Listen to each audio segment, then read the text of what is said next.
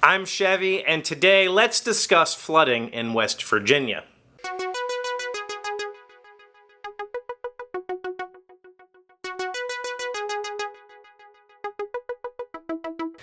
Hello friends, welcome to the shed. This place is a disaster. How was your weekend? I hope it was good. Tell me in the comments below because I had a pretty decent weekend. As you can see, I was busy. I installed a pet door, pet safe pet door, and I installed a Larson storm door this weekend. And so the shop is a complete disaster. Now, usually when I get done with a project, I come home and clean up before I shoot the episode. But this time, I didn't. And I thought, you know what? I've tried really hard to be genuine and honest on this show, so here's genuine and honest. This is what my shop looks like after a project. And in fact, here, let me show you. It's worse than you think.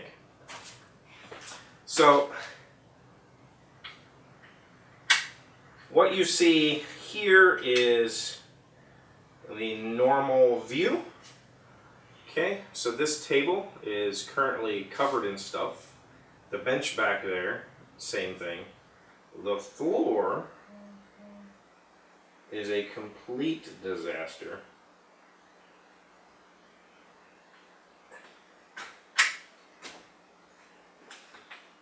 And that all comes from putting in this door.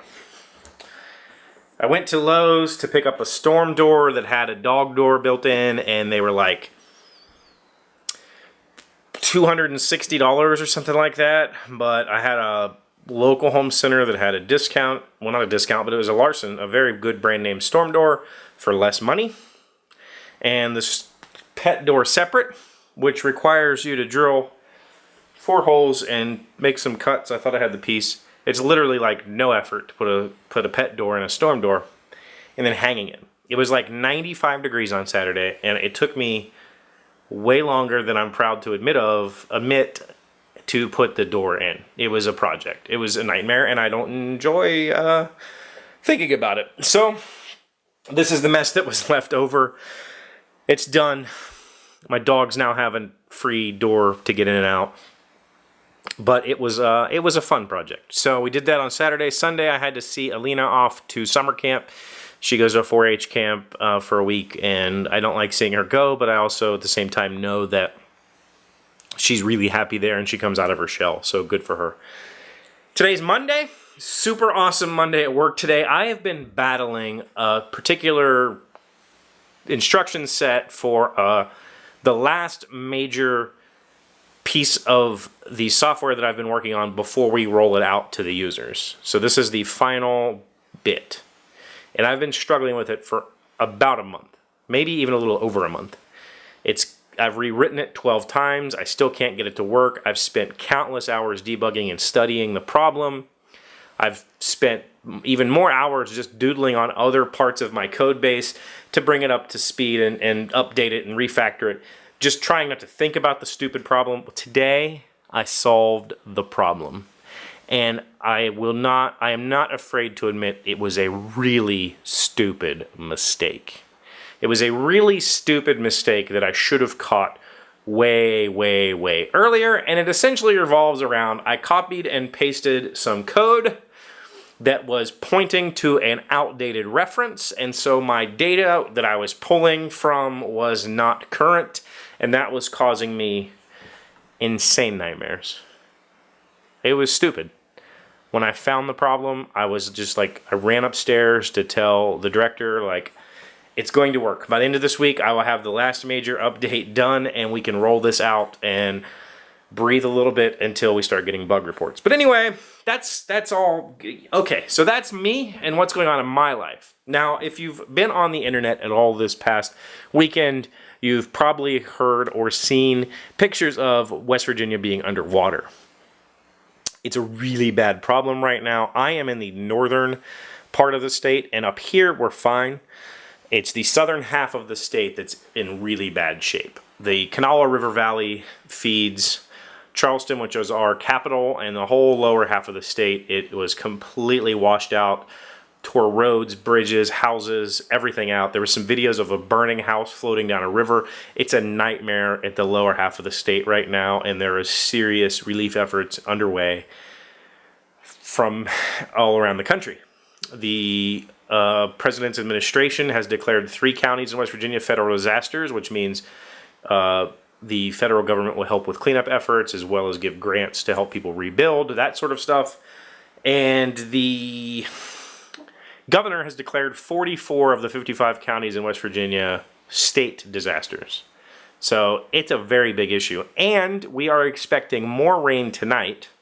Supposed to be thunderstorms starting any time now. If that happens, it's going to get worse. And I really hope and pray that everybody in the lower half of this state has found dry land and is currently safe.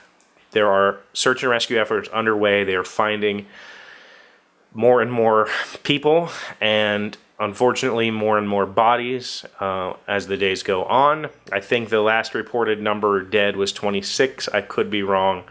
It's really, really bad right now. I can't recall any flooding like this in the lower half of the state since I've been alive. In 1985, there was a huge flood in the northern half of the state. Essentially, West Virginia is broken into halves by the Appalachian Mountains. The northern half of the state is fed off of the top of these mountains. So the river that flows through my area, where the Tigard Valley watershed flows north to Pittsburgh and up to the Great Lakes. The other side of the mountain, so that's coming off this side, the other side of the mountains flows south through Virginia and on its way to the ocean, and that's the part right now that's just wrecked. The northern half of the state, we had the floods in 85. We do have some high water right now, but it's not even remotely an issue. Like, it's just a normal high water zone right now. The southern half of the state is... wow. I do have one viewer that I know of in Kanawha County. He's already reported to me that he's okay. That's awesome. I hope that everybody else that hasn't told me they're from the southern half of the state is okay as well. If you're interested in relief efforts, I'll put some links down below. Essentially, the Red Cross and Volunteer WV are allowing people to sign up for volunteers. They do not want people to self-deploy. It's completely irresponsible and dangerous if you just drive to West Virginia and try and help. You're essentially going to make things worse. So I'll put some links down below for places you can go if you want to help. If you need anything that I can provide to you for your help, please let me know. If you need a yard to crash in until you can get down south or whatever, let me know and I will do anything I can to help you. I personally cannot make it down there to help out. I wish that I could, but unfortunately I've got to keep the lights on, and that's just how it works. So I hope that the rainstorms that we were supposed to get tonight pass without event and no more flooding occurs, but it's kind of a scary time right now in the state, not knowing what's going to happen. I think at last count there were still like 32,000 homes without electricity. It's nuts. So please help if you can. Donate to the Red Cross so they can get more relief efforts. Yeah. It's a sad weekend in West Virginia. That's all I got for today. I'm going to clean this mess up before tomorrow's episode, which I haven't planned yet, so it's going to be a busy night in the garage, and it's like 90 degrees in here right now because the door was open all day. Oh well. Catch you guys tomorrow. Hey Doc, wait! I want to ask you something. Today's random fact comes from onlineconversion.com. What temperature are Celsius and Fahrenheit equal? It's one of those cool things most people don't know. They are not parallel events. They actually do cross at both ends. To find the temperature when both are equal, we used to add old algebraic trick and just set Fahrenheit equal to Celsius and solve one of the equations. So the temperature when both Celsius and Fahrenheit scales are the same is -40 degrees. That's friggin' cold. Nobody goes outside and checks the thermometer and,